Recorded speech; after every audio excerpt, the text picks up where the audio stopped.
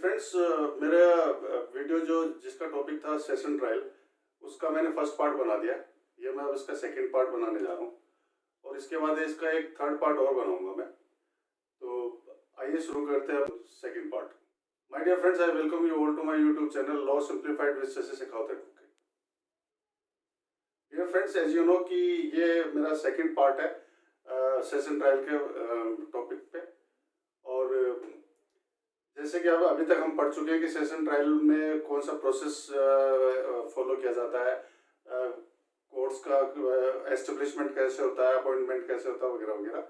और अब उसके आगे का हम वीडियो शुरू करते हैं। फ्रेंड्स, सेशन ट्रायल के अंदर सबसे पहले हम ये समझ लेते हैं कि कोर्ट का एस्टेब्लिशमेंट जैसे हमको पता है कि स्टेट के द्वारा किया जाता है, जजेस का अपॉइंटमेंट जो हाई कोर्ट के द्वारा किया जाता है। और ऑफेंस अगेंस्ट वुमेन हो और ग्रेव नेचर का हो, जैसे रेप, सेक्सुअल असोल्ट, इस तरह के अगर ऑफेंसेस हैं तो उसमें as far as practicable mean to say कि प्रेफरेबली जो है वहाँ पे वुमन जज होगी, ये जो है वो मेक श्योर किया जाता है।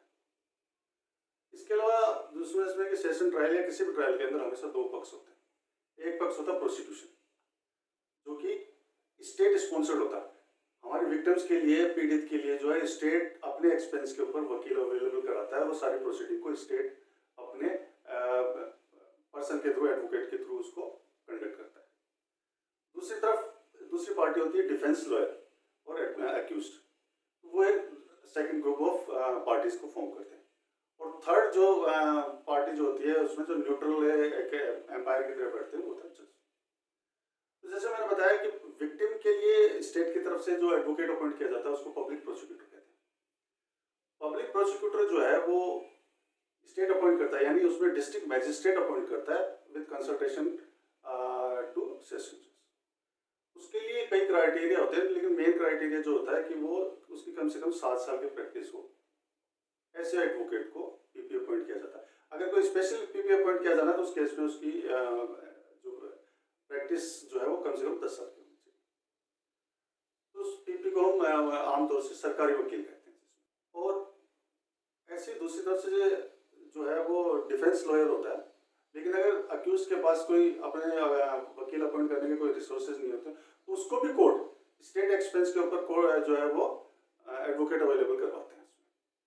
तो ये 302 में ये बताया गया सीआरपीसी के अंदर कि हर व्यक्ति को कोर्ट के अंदर अपने आप को रिप्रेजेंट करने के लिए एक लॉयर अपॉइंट करने का राइट है। और 303 के अंदर ये कि अगर अक्यूज के पास वो रिसोर्सेज नहीं है तो वो कोर्ट उसको वो अवेलेबल कराएगा। विक्टिम भी पीपी के अलावा एक एडवोकेट अपनी चॉइस का अपॉइंट कर सकता है, लेकिन ऐसा प्राइवेट एडवोकेट जो है वो पीपी को असिस्ट करेगा। तो इस तरह से वो जो है वो ट्रायल बिगिन होती है, वहां से सुन सकते हैं। दूसरा क्या होता है कि हमारे यहाँ एक सेशन जज के जो अपॉइंटमेंट है वो भी बड़े इंपॉर्टेंट है। जैसे कि मैंने बताया कि अपॉइंटमेंट जो हाई कोर्ट करता है, लेकिन हाई कोर्ट कैसे करता है? तो हाई कोर्ट क्या है कि यार जुडिशियल ऑफिसर्स जो ऑलरेडी सर्व कर रहे हैं उनका जो प्रमोशन होता है उनके थ्रू अपॉइंट कर देते हैं। या जुडिशियल ऑफिसर्स का एक कॉम्पिटिटिव एग्जाम होता है, उसमें जो पास होते हैं, सेलेक्ट होते हैं, उनको एडिशनल सेशन जज अपॉइंट किया जाता है। या फिर एडवोकेट कोटे से भी जो है कॉम्पिटिशन होता है, जिसमें भी राजस्थान के अंदर वो वैकेंसीज निकली हुई भी है और डेट भी आ गई है। तो एडवोकेट कोटे से भी वो एक एग्जाम होता है, उसमें जो फाइनली सेलेक्ट होते हैं उनको भी एडिशनल सेशन जज अपॉइंट किया जाता है। क्या इंपॉर्टेंट बात ये भी है कि यहाँ पे जब सेशन जज जब क्रिमिनल मैटर्स को डील कर रहे होते हैं तो वो सेशन जज होते हैं, और जब वो सिविल मैटर्स को डील कर रहे होते हैं तो वो डिस्ट्रिक्ट जज होते हैं। तो इनके पास ड्यूअल पावर होती है उसमें। तो उनका ऐसा कोई बाइफर्केशन क्यों नहीं होता है, क्योंकि जब वो जिस टाइप का मैटर वो टेकअप करते हैं उस वक्त वो उस क्रिमिनल या सिविल जज या की तरह एक्ट कर रहे होते हैं।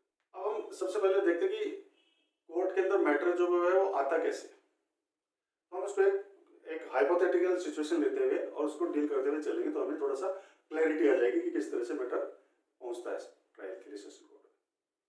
तो सबसे पहले सपोज करो कि कहीं पे कोई क्राइम हुआ, कोई घर में किसी में कोई रोबरी, डेकोइटी या हुआ, और उस रोबरी करते वक्त किसी ने कोई मर्डर वगैरह भी कर दिया, मारपीट भी हो गई, चोरी वगैरह तो हो ही गई, उसमें सारे हाउस ब्रेकिंग भी हो गई। तो इस तरह का कोई अपराध कहीं पे होता है तो उसकी रिपोर्ट आदमी नियरेस्ट पुलिस स्टेशन में जाकर दर्ज करवाता है। तो ये सारे मैटर चूंकि कॉग्निजेबल है, कॉग्निजेबल मैटर्स का मतलब ये होता है कि जिनके अंदर एफआईआर दर्ज की जा सकती है। कुछ मैटर्स होते हैं नॉन कॉग्निजेबल, उनमें केवल डायरेक्ट कंप्लेंट कोर्ट में फाइल होती है।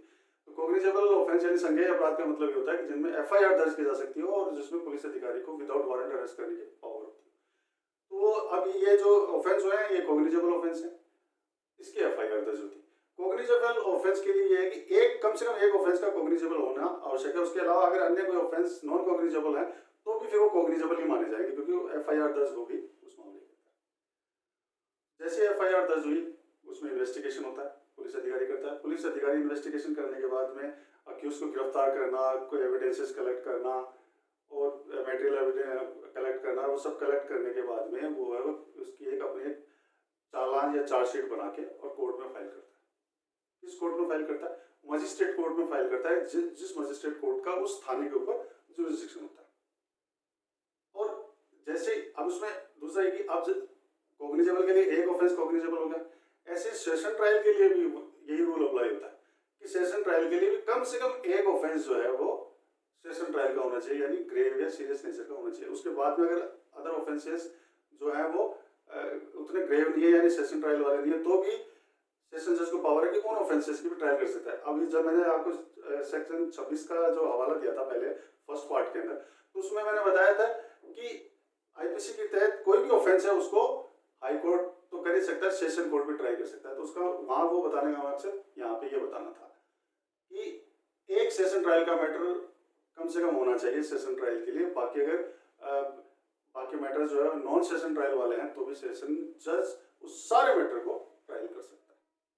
अब इसमें अब ट्रायल हम बिगिन करें उससे पहले हम ये देख लेते हैं कि उसमें एविडेंसेस का जो एक प्रोसीजर दिया गया है कि एविडेंस एक्ट हमारे सीआरपीसी और एविडेंस जो है वो प्रोसीजरल लॉ है और जो आईपीसी या एससी/एसटी एक्ट, एनडीपीएस एक्ट है ये सब्सटेंशियल लॉज है, यानी इनके अंदर ऑफेंस क्या होता है ये बताया गया और उन ऑफेंस के लिए क्या पनिशमेंट है वो बताया गया।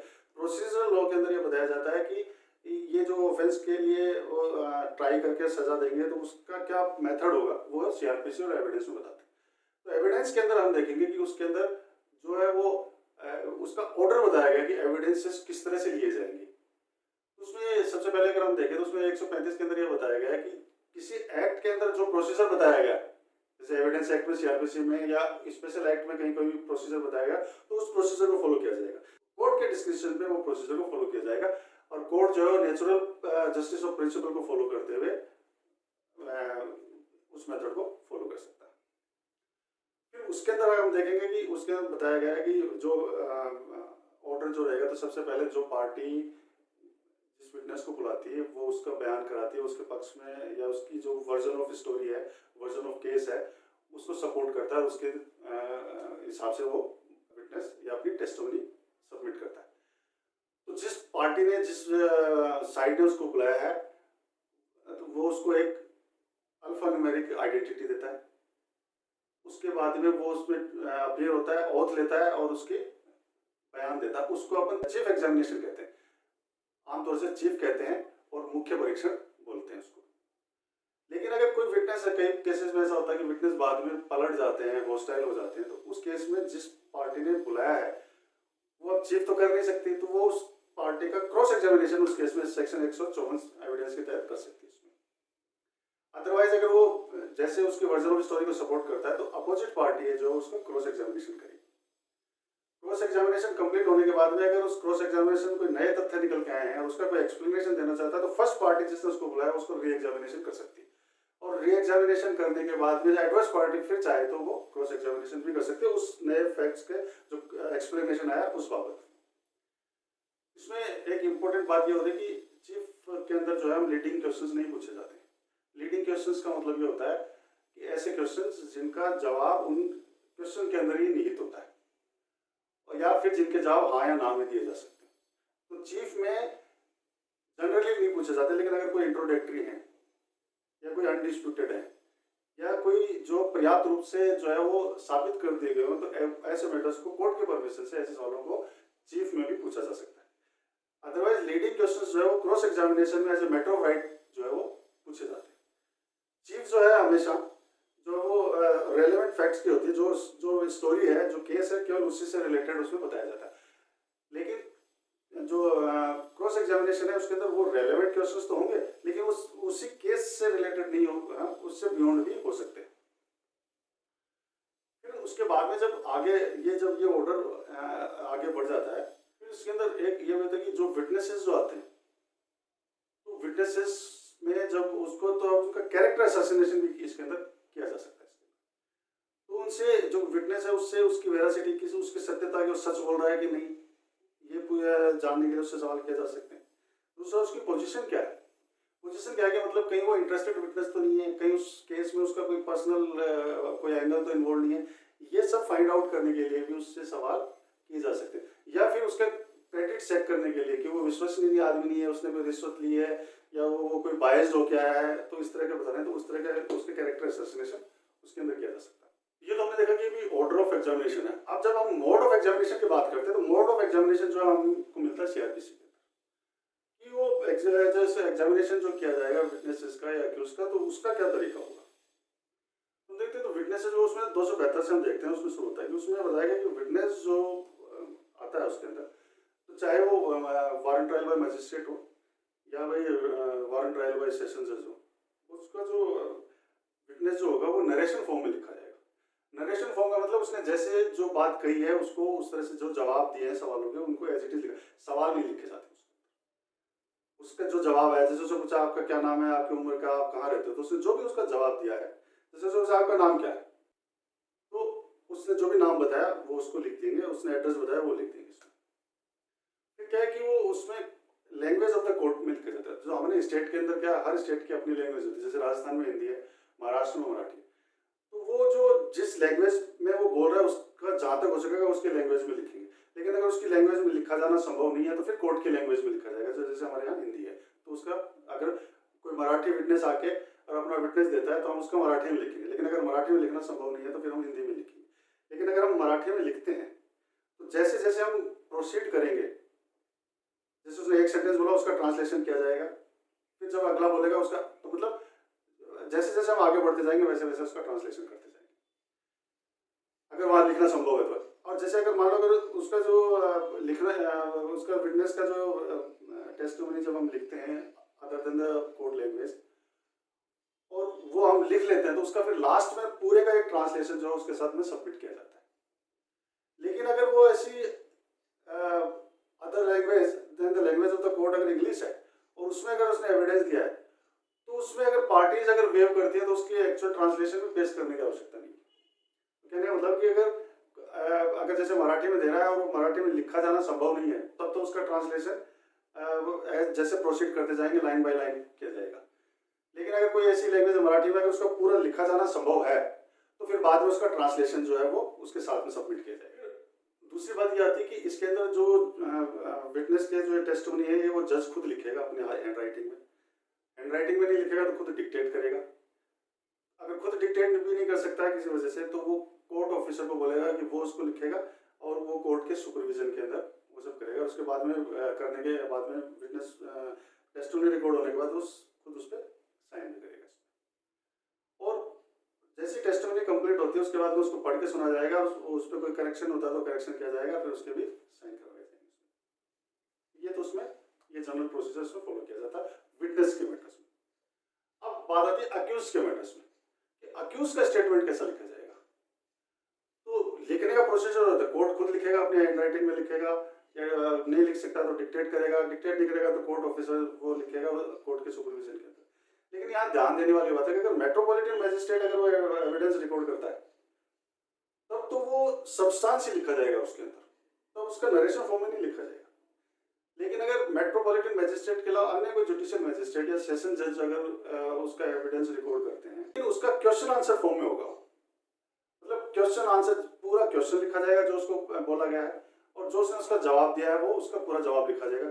और उसने जो जवाब दिया है वो अक्यूज की भाषा में जो दिया तो अक्यूज की भाषा में लिखा जाएगा। अगर उसकी भाषा में लिखा जाना संभव नहीं है तो कोर्ट की भाषा में लिखा जाएगा। और अगर वो उस लैंग्वेज को नहीं समझता तो उसका इंटरप्रिटेशन किया जाएगा, उसका ट्रांसलेशन समझाया जाएगा, वो सारा प्रोसीजर उसमें फॉलो किया जाएगा। लेकिन कुल मिला के बात ये कि वो उसका सारा जो है एविडेंस जो है वो जो उसकी टेस्टिमनी है वो क्वेश्चन आंसर फॉर्म में लिखी जाएगी, पूरी डिटेल में लिखी जाएगी। विटनेस के टाइम में हमने नरेशन फॉर्म में लिखा है, लेकिन अगर कहीं डिस्प्यूट आता है पार्टीज के बीच में आपस के अंदर। तो उस केस में विटनेस के एविडेंस लिखे जाते समय भी उसको जो क्वेश्चन पूछा गया है, उसने जो जवाब दिया, उसको भी एज इट इज लिखा जा सकता है, लेकिन वो तब जब वो कोई डिस्प्यूट अराइज होता है पार्टीज के बीच, अदरवाइज वो नरेशन फॉर्म के अंदर ही। चलो डियर फ्रेंड्स, ये मेरे वीडियो का फर्स्ट वीडियो का सेकंड पार्ट है, ये मैंने सेकंड पार्ट बनाया। अब चूंकि इसकी लेंथ भी ज़्यादा हो गई है, तो मैं ये कोशिश कर रहा हूँ कि अब इसका ये जो मैं थर्ड पार्ट होगा, तो इस थर्ड पार्ट के अंदर में अब हम ट्रायल कैसे मामला सेशन कोर्ट में पहुँचता है, ये उससे हम इसकी अब शुरुआत करेंगे। तो आई होप कि ये अब तक आपको इसके वीडियो के फर्स्ट और सेकंड पार्ट अच्छे लगे। आप इनको जरूर देखें, बार बार देखें। इसके बारे में आपके कोई क्वेरीज क्वेश्चंस हो तो आप जरूर मुझसे संपर्क करें। और till then keep sharing, keep loving my video, and also do not forget to subscribe my channel. See you soon in the next part of this video. Till then, take very good care of yourselves. Thank you very much.